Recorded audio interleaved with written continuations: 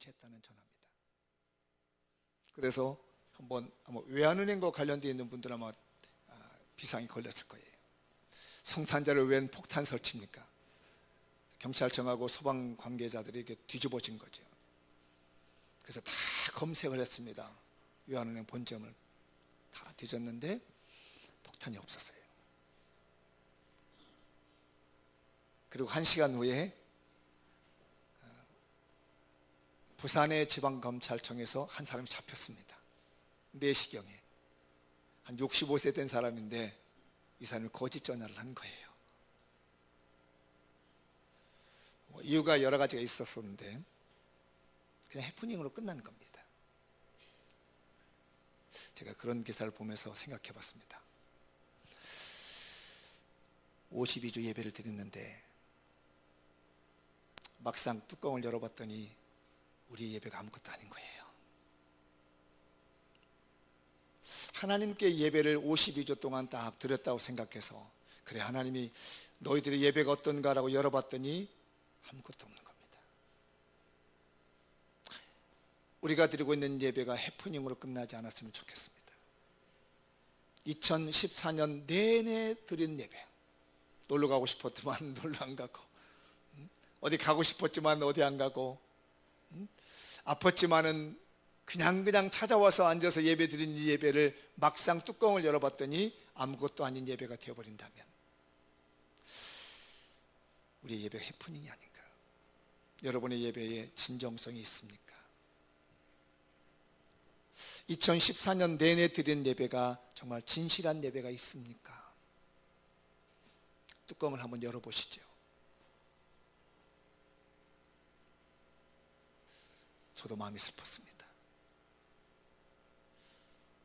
내가 1년 동안 하나님께 진정으로 드린다고 하는 예배였는데 막상 뚜껑 열어보니까 빈 껍데기를 하면 어떨까?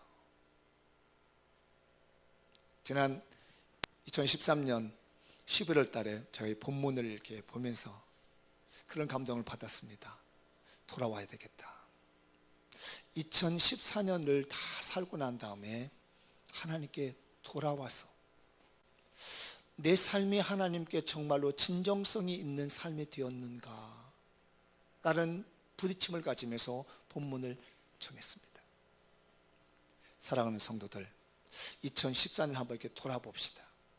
여러분의 삶이 하나님 앞에 뚜껑 열어보면 진정성 있는 삶이 되었는지, 내 마음이 이렇게 실려있는 예배를 드렸는지, 그냥 왔다가 단 생각하고 가고, 졸다 가고, 사업 구상하고 가고, 직장 걱정하게 되고, 사람 미워하는 사람 떠오르고 가고, 얄미워서 견딜 수 없는 거, 그러다가 혹시 1년 지나가 버리지 않았나요? 분주한 일에 바빠가지고 이런저런 구상하다가 생각하다가 움직이기 싫어하다가 가버리진 않았나요? 오늘 요엘 선지자는 우리에게 따끔하게 한 말씀합니다. 너의 마음을 찢는 금식과 진정한 눈물의 기도에 회개를 해라. 한번 읽어볼까요? 시작. 마음을 찢는 금식과 진정한 눈물의 회개를 합시다. 12절 말씀을 한번 보실까요? 읽어보죠. 시작. 여호와의 말씀, 너희는 이제라도 금식하고 눈물며 애통하고 마음을 다하여 내게로 돌아오라.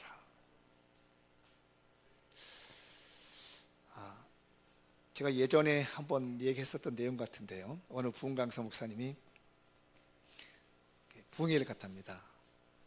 그래서 설교를 하는데 요 앞자리에 앉으신 할머니 한 분이 계속 울더라는 겁니다. 새벽에도 울고 아침에도 울고 저녁에도 오고 계속 흐느끼면서 통곡하듯이 우는 거예요. 목사님이 이분을 보니까 은혜가 되는 거예요. 막 너무너무 울면서 예배를 드리고 돌아가곤 돌아가더랍니다. 그래서 마지막 날에 대해서 이 부흥강사 목사님이 너무너무 본인도 은혜를 받아서 지금까지 부흥회를 다녔지만 그렇게 매 시간마다 통곡하면서 흐느끼면서 울은 사람이 없었는데 그 할머니 울고 가길래 본인도 은혜 받고 마지막 마치면서 물어봤답니다. 할머니, 왜 이렇게 울으셨어요? 그렇게 은혜가 되셨어요? 이 목사도 지금까지 집회 다니지만 그렇게 은혜 받고 우는 것은 제가 처음 받았습니다. 처음 보았습니다. 그랬더니 할머니 하시는 말씀이 아니요, 10년 전에 돌아간 우리 영감님이 생각나서 울었어요. 해프닝입니다. 우리의 눈물이 진실되지 않다는 거죠. 눈물을 흘리는데 자기 서러움이 오는 겁니다. 주의 일 하다가 무슨 일이 막히니까 누가 나한테 덤탱이 씌워서 뭐라 그럴 것 같으니까 눈물로 방어해버리고, 누가 나한테 말 못하게 하려고 눈물로 울어서 그걸 막아버리고, 이런 가증스러운 눈물이 아닌 가슴을 먹먹하게 하고 삶을 깨우칠 수 있는 눈물이 필요합니다.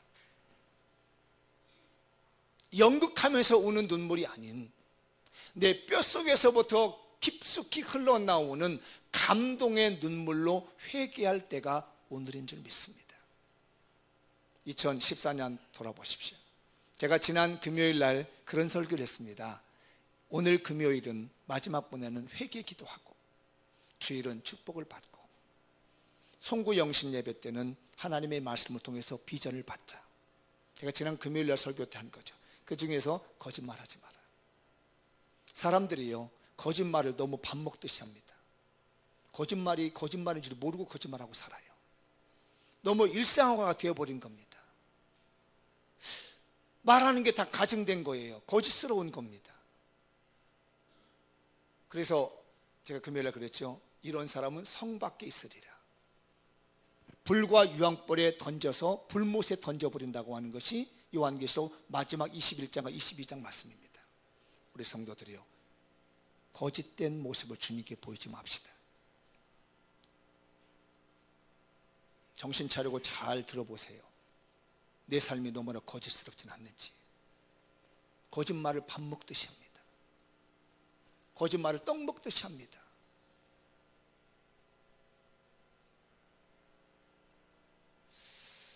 여러분의 눈물이 거짓되지 않았으면 좋겠고, 제가 흐르는 눈물이 거짓되지 않았으면 좋겠습니다.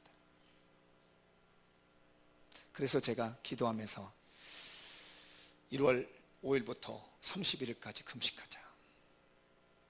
오늘 말씀해 보니까 옷을 찢지 말고 마음을 찢고 하나님께 나와서 눈물로 통곡하며 기도하는 회개가 필요한 거예요.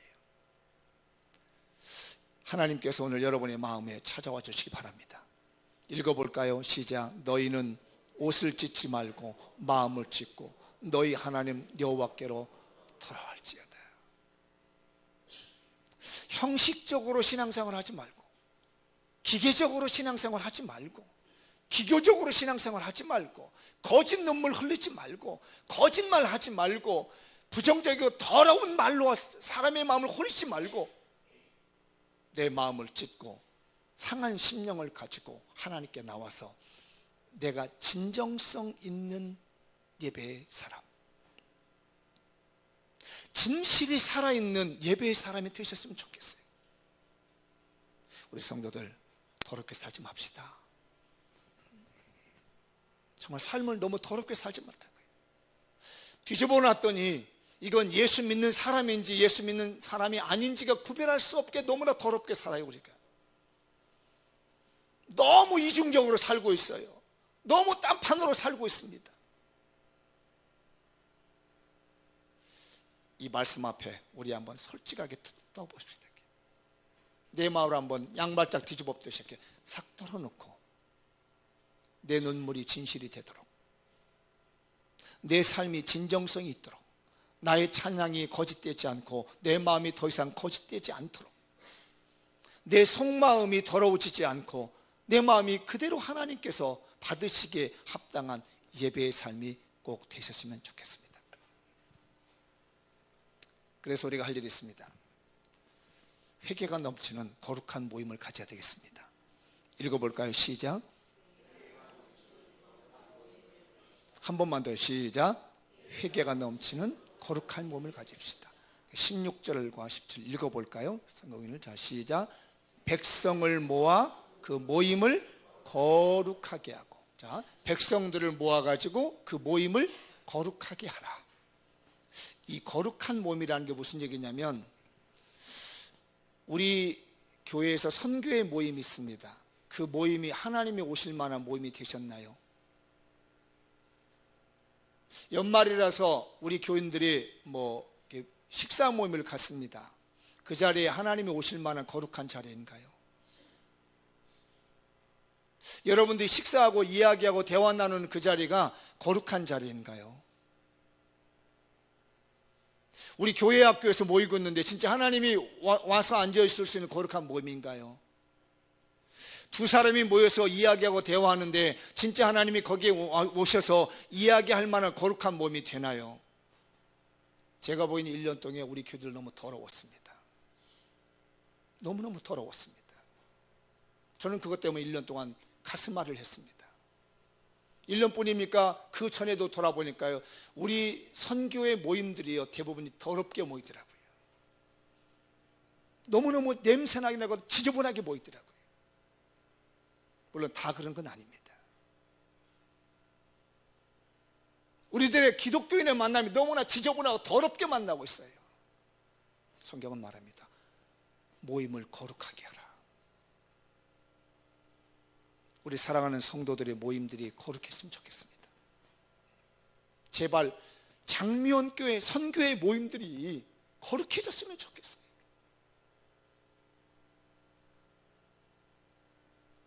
지저분하게 더럽게 모이지 말자고요. 지저분하고 더럽게 모이는 그 자리에서 돌아오라고 성경은 말하고 있습니다. 그러면서 뭐라고 하냐면요, 장로들을 뭐라 합니다. 장로들은 원로들입니다. 나이 많은 사람들을 말해요. 여기 우리 장로님 얘기하는 게 아닙니다. 나이가 많은 사람들도 모아라. 그 다음에 어린 아이도 나와라. 젖 먹는 아이도 나와라. 그 다음에 같이 읽어봐요. 시작. 신랑을 그 방에서 나오게 하며 신부도 그 신방에서 나오게 하라. 신랑 신부 막 결혼해서 신방 들어가는데 나오라는 얘기입니다. 뭐 하라고요? 더럽게 살지 말라고. 나와서 좀 거룩하게 만나라는 얘기예요. 애들도 모임돼 가지고 애들 모임도 너무 더럽다는 얘기예요. 나이 많은 사람들의 모임도 너무 더럽게 모이고 있고, 신랑 신부도 만났는데 이게 너무 더러운 거, 이게 만남이. 다 나오라는 얘기입니다. 뭐 하라고요? 거룩한 모임을 만들기 위해서. 그 다음에 17절도 볼까요? 시작. 여호와를 섬기는 제사장들은 낭실과 제단 사이에 울며 이르기를. 거기까지. 제사장들은 성전에 나와서 울으라는 얘기입니다. 왜? 이스라엘의 모임이 너무너무 지저분하고 더럽다는 얘기예요. 모이는 곳곳마다 더러운 것들이, 죄악스러운 것이, 지저분한 것들이 있는데 그 자리에서 다 나와가지고 거룩한 모임으로 모여서 제사장은 그 문제를 놓고 통곡하며 울면서 기도해가지고 여호와 앞에 돌아오라는 얘기입니다. 우리 교인들이요, 제발 여러분의 모임들이 거룩해졌으면 좋겠습니다. 제발 우리 교인들 모일 때 더러워 죽게 만들지 마세요. 나와서 하나님께 통곡하며 울면서 우리의 진정성이 살아있는 그런 거룩한 모임이 되도록 기도합시다. 안 그렇다면 돌아와야 됩니다. 거룩한 모임으로 모두 다가 돌아와야 되겠어요. 어느 성탄절에 아버지가 들어오면서 다 가족들에게 선물을 하나씩 다 샀습니다. 다 나눠주고 나서 보니까 아빠는 선물이 없는 겁니다. 그때 막내둥이가 그걸 보고 눈치를 탁 챘습니다. 자기에게 준 선물에게 리본이 달려있는데 이 아이가 리본을 갖다 이마에 탁 붙이더니 아빠 품에 탁 앉으면서 아빠 선물 그러더랍니다.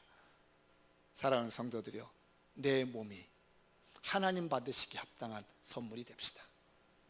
예수 그리스도를 우리에게 보내주시기까지 우리를 사랑해 주셨는데, 천하 만물을 하나님이 우리에게 주셨는데 우리가 들을 수 있는 건 뭡니까? 나의 거룩한 삶을 하나님께 안겨드리는 거예요.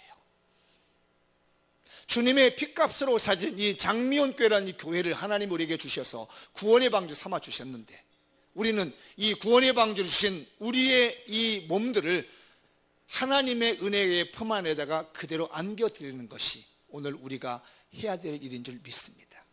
저나 여러분이나 하나님이 받으시기 합당한 산 제사로 드립시다. 만약에 그러지 못했다면 우리 돌아옵시다. 금식하며 마음을 찢으며 통곡하며 눈물 흘리며 다시는 그런 더럽고 추한 일에 더 이상 빠지지 않고 거룩한 모임을 만들 수 있는 교회로 2014년 안겨드립시다. 이런 일을 못하다가 유대인들이요 나중에 바벨론의 포로가 되었던 겁니다. 그걸 회개하면서 외치는 내용이 요엘서예요. 그렇게 통곡하며 눈물 흘렸을 때 하나님이 회복시켜 준다는 겁니다. 홍콩의 갑부였던 한 화교계의 한 회장 얘기를 한번 해볼게요. 이분이 데리고 있었던 30년 된 운전기사가 있답니다. 그래서 30년이 돼가지고 이제 퇴임을 시켜야 되는데, 퇴직시켜야 되는데, 이 너무너무 성실한 이 운전기사라서 마지막에 이 회장님이 선물 하나 했답니다. 수표에다가 3억 7천만 원 정도, 우리나라 돈으로 되는 한 3억 7천만 원을 선물로 줬답니다. 보아하니 돈도 없는 것 같은데 이거 가지고 가족들하고 살아가서 3억 7천의 수표를 딱 끊어줬습니다. 그랬더니 이 운전기사가 회장님 저 그 돈 필요 없습니다 이런 거예요. 깜짝 놀란 거죠. 3억 7천만 원을 주었는데 필요 없다고 딱 거절하니까 순간적으로 회장님이 당황한 겁니다. 아니 여보게, 자네가 지금까지 월급 받은 것이 매월 100만 원 정도밖에 안 되는데 애들도 키웠을 것이고 이것저것 다 했을 텐데 어떻게 이걸 거절하냐고. 이거 이해가 안 된 겁니다. 순간 여러분 무슨 생각 들어요? 비자금 만들어놨나?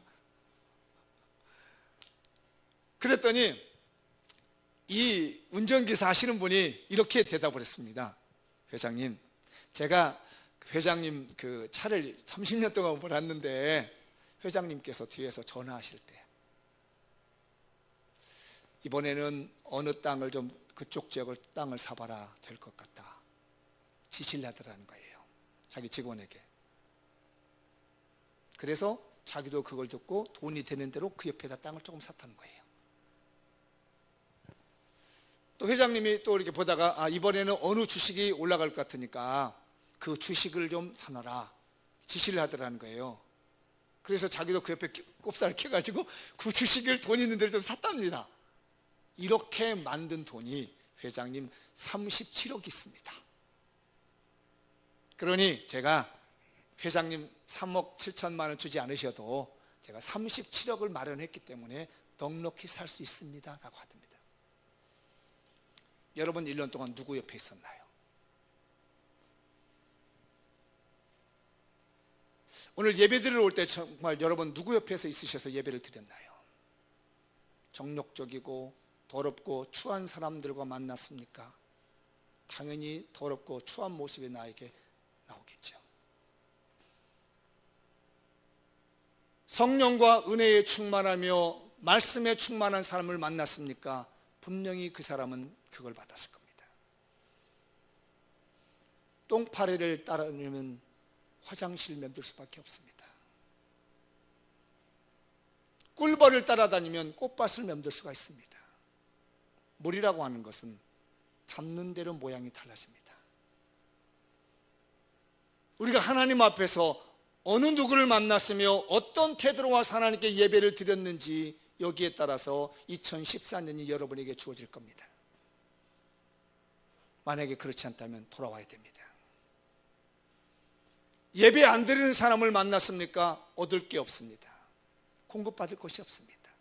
기도하지 않는 사람을 만났습니까? 이기심만 있을 것이며 미움만 가득 찰 것입니다. 말씀을 보지 않는 사람을 가까이 했습니까? 불만과 불평만 그 사람에게 있을 것입니다. 그러나 예배를 신실하게 드리는 사람, 기도에 빠져 있는 사람, 말씀의 깊이에 빠져 있는 사람이 있다면 천국 보좌에서 흘러내리는 꿀과 같은 은혜가 그에게 흘러갈 겁니다. 하나하나 쌓이고 쌓일 때마다 여러분의 삶 속에 주님이 계시길 바라며 주님께 온전히 예배드리는 삶이 되시고, 그렇지 못하면 돌아오십시오. 돌아와서 내 마음을 찢는 회개를 통해서 금식하면서 하나님께 서십시오. 피눈물 흘리는 눈물을 흘리면서 거룩한 모임을 만드십시오. 그 거룩한 모임 속에서 하나님이 부어주시고 공급해 주시는 놀라운 축복이 저와 여러분의 우리 장미연교회에 넘쳐나리라 믿습니다. 기도하겠습니다. 전능하신 하나님, 우리가 아버지의